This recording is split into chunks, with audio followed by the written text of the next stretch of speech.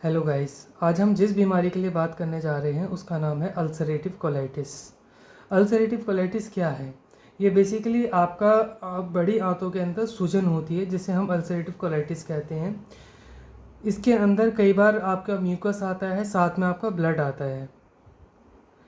Diagnose क्या है? Diagnose basically इसका आपका कोलोनोस्कोपी के द्वारा आपका इसकी जांच की जाती है, तब डायग्नोस की जाता है, जिससे आपका अल्सरेटिव कोलाइटिस का पता लगता है कि आपको अल्सरेटिव कोलाइटिस है। अल्सरेटिव कोलाइटिस होने के क्या कारण है? तो इसका कोई ऐसा अभी तक पता नहीं चल पाया है कि किस कारण से ये होता है। बेसिकली ये जेनेटिकली ज़्यादा देखा गया है, जिस पेशेंट के अंदर जेनेटिकली होता है उसके अंदर ज़्यादा देखा गया है, प्लस जिसका लाइफ ज़्यादा स्ट्रेसफुल रहता है, तो इसमें ज़्यादातर आपको देखा गया है।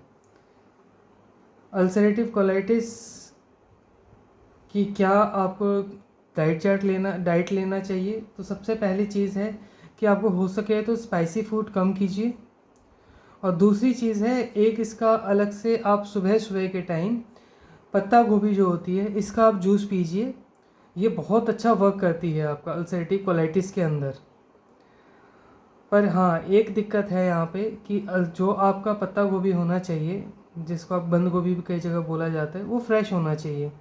क्योंकि आप जानते हैं कि एक कीड़ा कई बार उसके अंदर आपको देखने को मिलता है, अगर ज़्यादा दिन का हो जाता है तो हो सके तो फ्रेश आप जूस उसका लीजिए सुबह सुबह। वो आपको काफ़ी ज़्यादा उसमें रिकवर करने में आपका बेनिफिट करता है।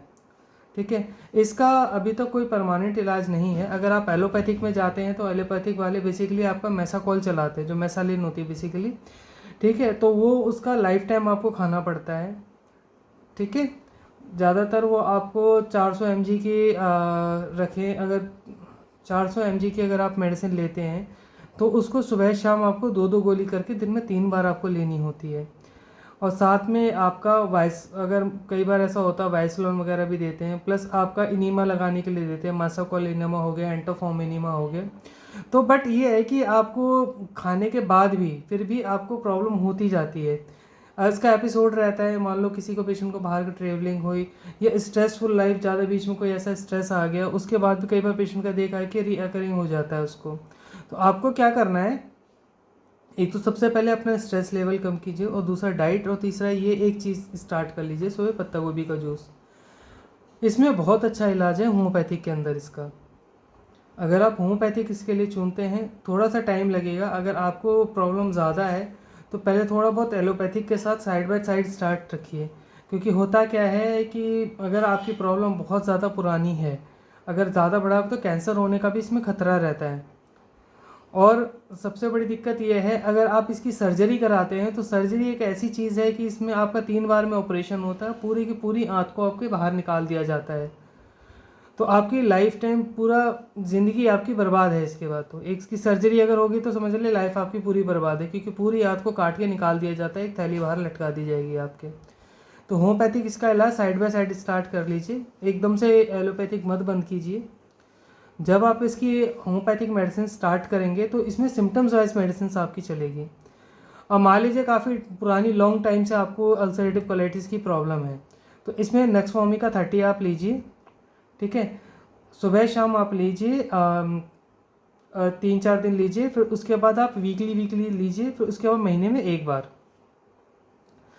साथ के साथ अगर आपको ब्लीडिंग ज़्यादा हो रही है तो मग कौर लीजिए 30 में, 3 बार दिन लीजिए सुबह शाम करके, आपका ठीक हो जाएगा।